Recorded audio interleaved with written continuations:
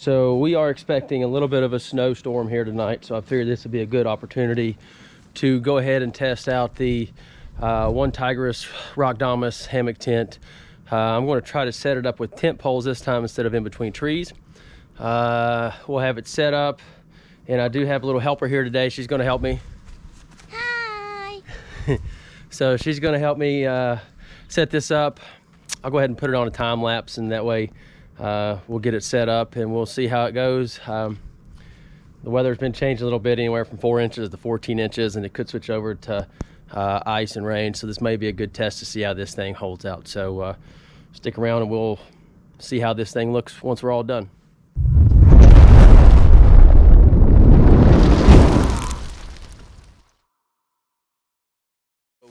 I do apologize if the video is a little bit choppy because of maybe the cuts and the edits of how this is going to turn out, but I wanted to give you as much feedback as I could and how this tent works.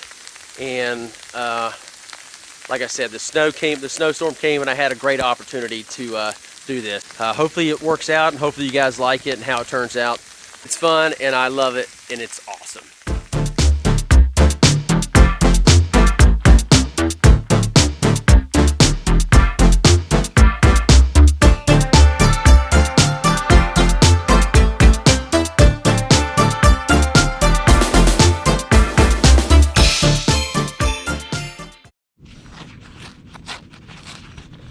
Found if you step on it helps a little bit.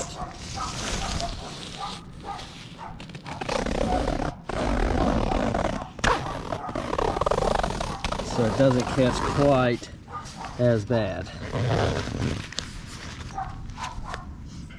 So I have it set up in the backyard. We're going to test this out. Just got these two fold out regular size cots, so you can kind of see how the room is in here. There is another few inches behind here, but I didn't want to put it back if the wind's blowing for the tarp to kind of rub on the tent or anything. But and the stove would go right there, so I think I might end up later on I may come out here and put the stove in too. So all right, as you all can see, I have her set up here for the test run tonight with the storm coming through. We'll see how it holds up. We've got two cots in here just to kind of show you the room that this space has. So you've got plenty of room for your gear underneath. Have the stove over here set up, and you have room for a table or a chair over here as well.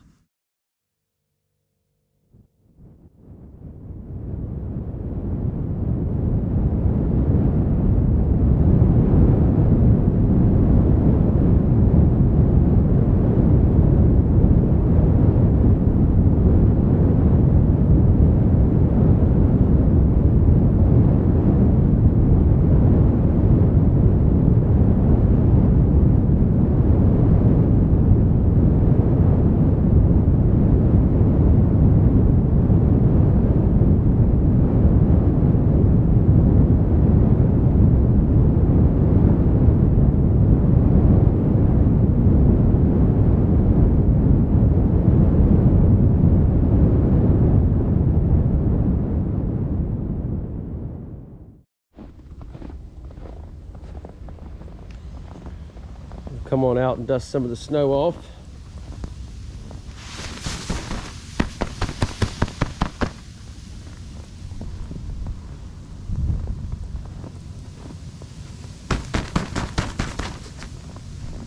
See, it's building up a little bit around the bottoms. So I'm going to go ahead and just pull some of that away as well, so it doesn't get too much weight bearing down on it.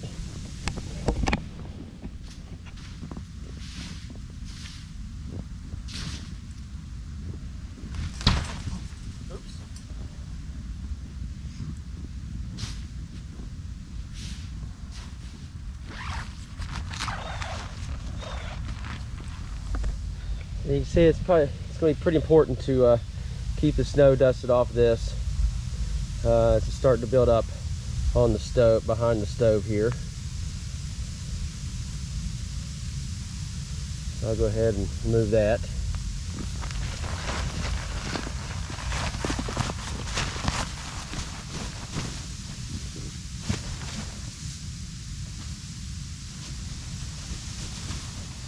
As you can see, that's helped it out quite a bit. So I think a realistic test is just to make sure if you're out there in the woods, it's snowing this hard, you want to make sure you kind of just go ahead and dust it off or kick it from the inside and knock the snow out ever so often. All right, so the storm is over. It stopped snowing around 11 or so last night. Went to bed at 12. I'm gonna walk out here and see how the tent looks this morning. It did get windy last night, so I can see something has happened. Looks like we have had a failure of a tent peg. So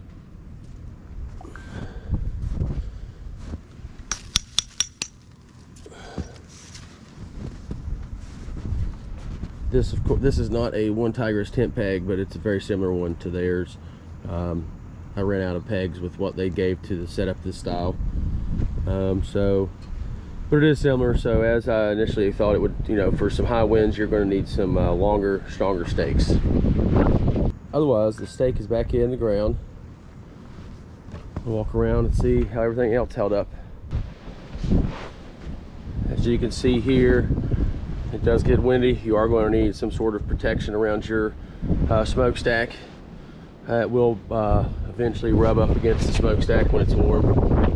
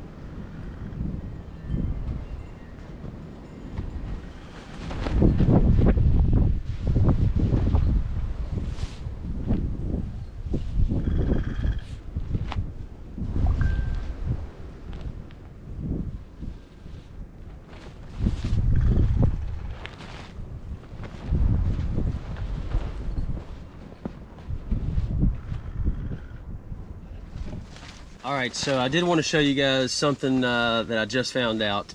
While I was looking at this tent, I reached out to OneTigris and asked them. One of the things that they made a change to be cool to have in here is some places to run a ridge line inside the tent for hanging stuff off to dry, or your lights or anything. So they did respond to me, and they show me that there actually are some already in here that I missed, and I just want to show you guys as well, just in case you have it and you didn't know this feature was here. So let's take a look here. If you look up in the corners, you can see, I'll get a picture and put it so you can see it here. It's hard to see, but there are ribbon tabs up in here to run a ridgeline from.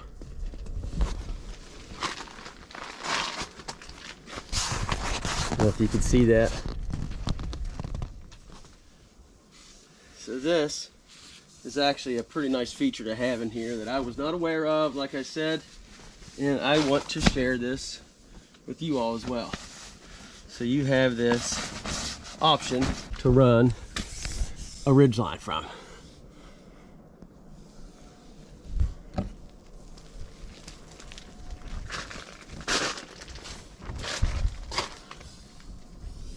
So hopefully knowing that will help you guys out too if you get this tent. That's like I said, just another nice little feature that I was not aware of.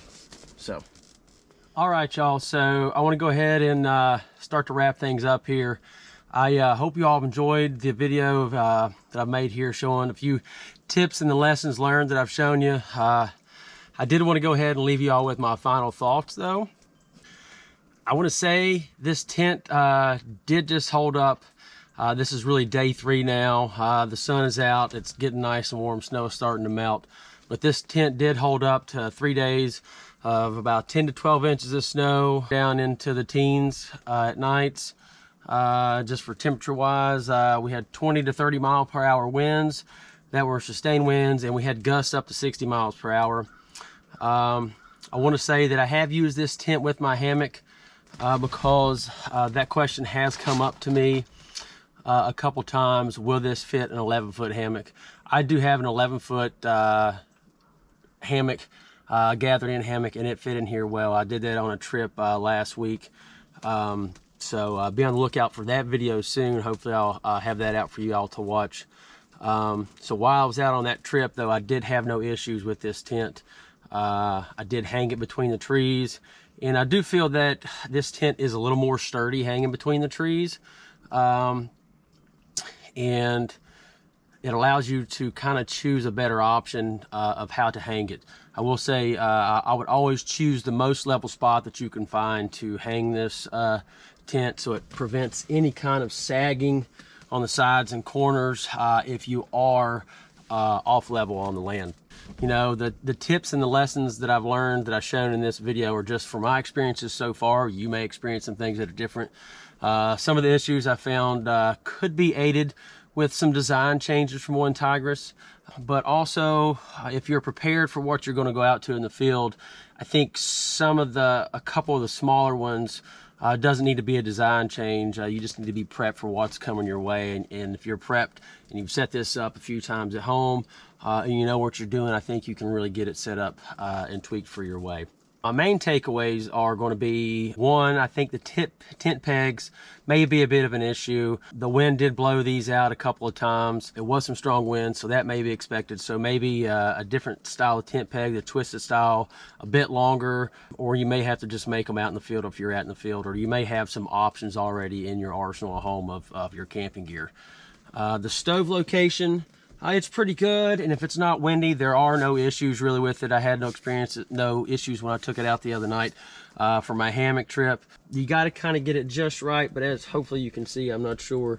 In these calm conditions, it works just fine, but I would recommend that you get some sort of a pipe wrap to make sure you wrap it around the pipe a little bit on the inside and outside for any kind of windy situation, so it doesn't melt your tent. That way it keeps your tent nice and safe.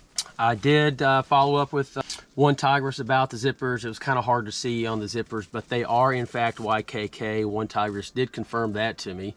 The zippers do snag a little bit, but if you notice in the video, like I said, you pull some tension on it, it does help a lot. Maybe a little bit beefier zipper might help it from snagging as much as well. I think once you use it a little bit, you'll get the hang of it, and you'll be ready and how to use those zippers. I did, while I was out hammock camping, just for quickness, I did use an extra set of hammock daisy chain straps. That allowed me to strap it around the trees a little bit quicker than using some of the included tie-offs that they gave you. One of the other takeaways I have for this tent is I would love to see it have sod/snow skirts, if you will. I think it would help make it a little more suitable for 4 seasons with wind and snowy conditions. My final issue was the first one I saw in this tent, is the stuff sack.